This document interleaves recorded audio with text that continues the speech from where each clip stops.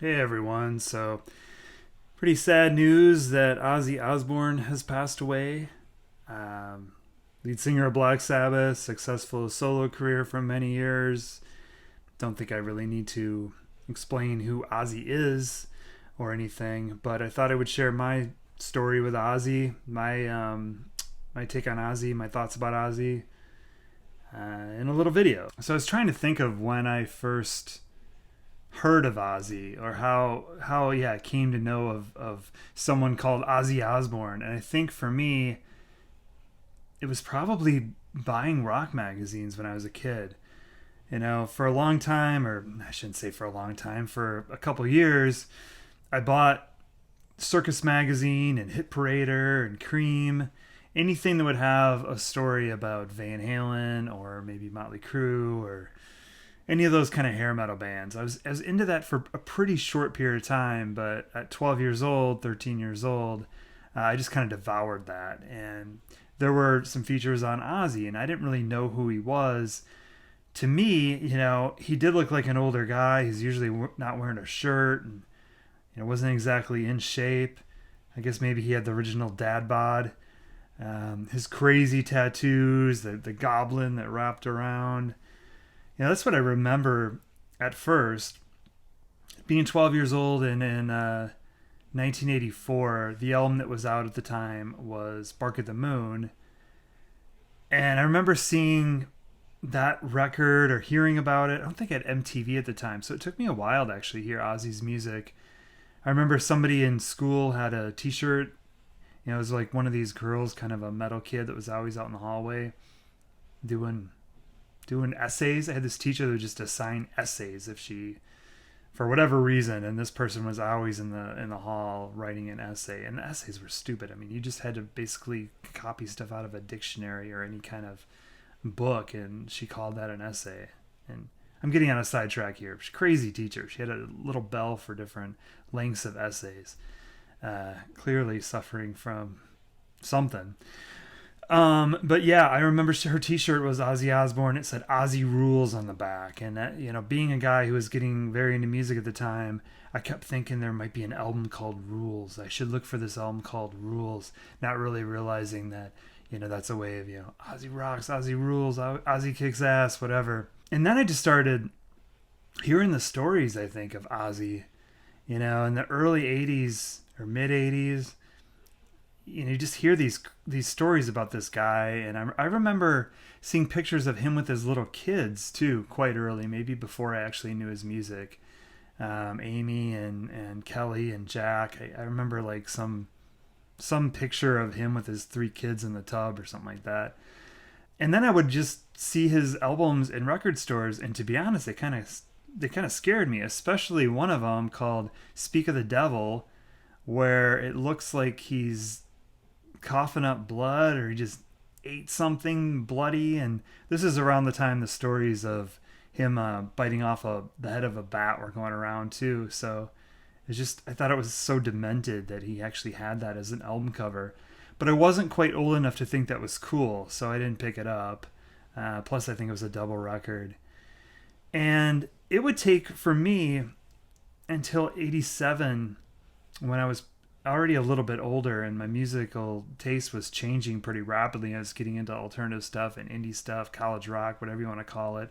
Lots of classic rock, new wave, you name it. I was incredibly diverse at that point. Pop music, too.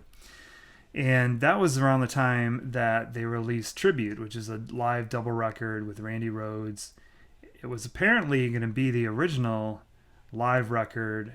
A Sabbath covers at least part of it before Randy's untimely death, and that was shelved for Speak of the Devil with a new lineup of Ozzy's backing band. So anyway, I picked up this tape Tribute with Randy Rhoads. I was intrigued by the cover. I also thought, hey, this would be a great way to kind of get into Ozzy. And I really liked it. I was surprised how much I liked it. I love those classic songs, Mr. Crowley, I Don't Know, Crazy Train, Goodbye to Romance. So much of it I thought was really cool. I think it did have some Black Sabbath songs on it too. I didn't know at the time that he was in a band called Black Sabbath. I've talked about this before, how you just didn't have information the way that you have now. And I was probably not reading those Circus and Hit Parader and Cream articles too much on Ozzy because I wasn't that into him. But I had no idea, just like Peter Gabriel, I had no idea he was in a band called Genesis. I had no idea that Ozzy Osbourne was in a band called Black Sabbath. So after Tribute, I listened to it. I liked it quite a bit. Felt like I got to know the songs, but it wasn't something I played a lot after it initially came out. And it didn't really prompt me to go buy other Ozzy Osbourne records. I also didn't know he was in Black Sabbath. I think I knew of Black Sabbath. I think I'd probably seen that record, the one that Black Sabbath featuring Tony Iommi. Might have had an idea of Dio, and I'd heard the song Trashed on a Masters of Metal record that I got through probably Columbia Record House, and it didn't do anything for me. So, but I don't think I knew he was in Black Sabbath at this point. So by the time No Rest for the Wicked comes out, one of my friends buys it, and he's playing it all the time, and we're cruising around in his car, and so I get to know that one. Miracle Man's on there. And then around the same time, another friend was playing Blizzard of Oz quite a bit. So I got to know Blizzard of Oz, and I enjoyed it. I never was one that didn't enjoy, especially Blizzard of Oz. No Rest for the Wicked, I remember I just liked a couple songs, and I really didn't have a desire to listen to too much on my own. But I definitely remember enjoying Blizzard of Oz being played in the car, another friend's car as we drove around. Then in college, I became roommates with that same friend, and that's around the time, or that is the time, that No More Tears came out. No More Tears was massive. I mean, we had MTV, it was being played a lot on there.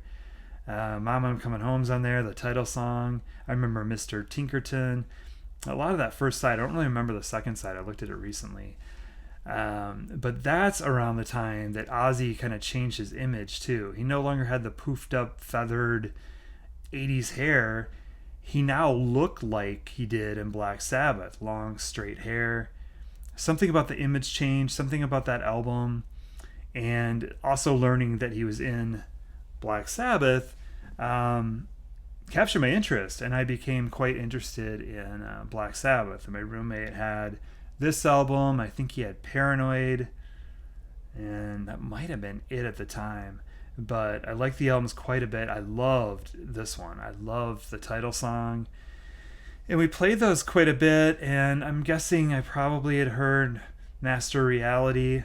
There's a spoof from the Black Sabbath store, official store, Black Lives Matters t-shirt in the same font as Master Reality. So after college, I had heard other albums. I'd heard Sabotage. I had heard I don't know if I'd heard Volume 4. I think that came later. I think I might have heard, I don't even know if I'd heard Sabbath Bloody Sabbath. I think those two records came a little later. I had not heard Never Say Die or Technical Ecstasy. It was mostly those first three records. And then he came to where I lived. Alpine Valley, Wisconsin was the closest place. And I don't remember if it was 97 or 99. I never had that much interest in seeing Ozzy solo, but when Black Sabbath headlined Ozfest, we went, and I absolutely loved it. I couldn't believe how good they were. They didn't seem like a band that had just been broken up for years and got back together. They seemed like a vital band that was as good as maybe they'd ever been. I don't remember thinking a single negative thing about that show. I really enjoyed it, and I especially loved watching Geezer Butler. Could not believe the way the guy played bass. I was just mesmerized by it. I watched him about as much as I watched Ozzy. But Ozzy was very entertaining, of course, to watch too. And by that point, I knew the Black Sabbath stuff, and I really, really enjoyed that quite a bit. And then, I don't know, another 10 years goes by. At some point, I got pretty into Sabbath. I got all their records, except for Technical Ecstasy and Never Say Die, which I should pick up at some point. I've listened to them several times, but they don't really stick. The songs don't really stick. And I like later day records like Sabotage quite a bit. It's sometimes one of my favorite. I also think that Sabbath Bloody Sabbath is way up there. I mean, for me, it's kind of Sabbath Bloody Sabbath and Paranoid in the first one. that are kind of go back and forth for me as far as a favorite goes. It's crazy too, just how, like I've got reissues of some of these. This is Vinyl Me Please. I think I have original Master of Reality. Got original Volume 4.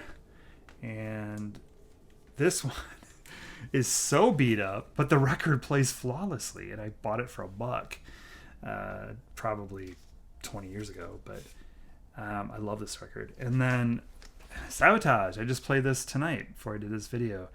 Another album I really like. I like this one a lot. I just wish the album cover was a little bit better, but great Black Sabbath records, and like a whole nother world opened up. Listening to them, musicianship, and just Ozzy being a younger person. The lyrics were way more interesting. So I definitely gravitate towards Black Sabbath more than I do Ozzy's solo career. So we did this big show, of course, this celebration of Black Sabbath that just happened a few weeks ago. I caught his set. I caught Black Sabbath's set. It was really cool to see. I mean, yeah, he's a little diminished in the vocal department, but it was just so special to watch him. I watched some of the concerts. I saw Metallica. I thought they did some amazing versions of Sabbath songs. Saw a little bit of Guns N' Roses. Thought their version of Sabbath Bloody Sabbath was really cool. And it got me on more of an Ozzy kick. I started pulling up a lot of videos. I thought I'd watch some things I had missed. I listened to Bark at the Moon, and I don't think I'd ever heard that album all the way through.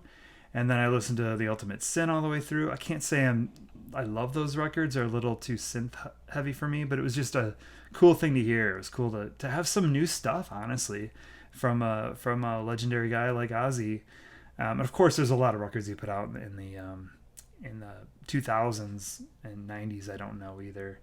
For me, it's primarily those first two, Blizzard of Oz and Diary of a Madman. In fact, I just placed an order a couple days ago to get both of those on LP because I don't have those, and I've always wanted those. So I'm looking forward to diving in deeper with those records over the next couple weeks.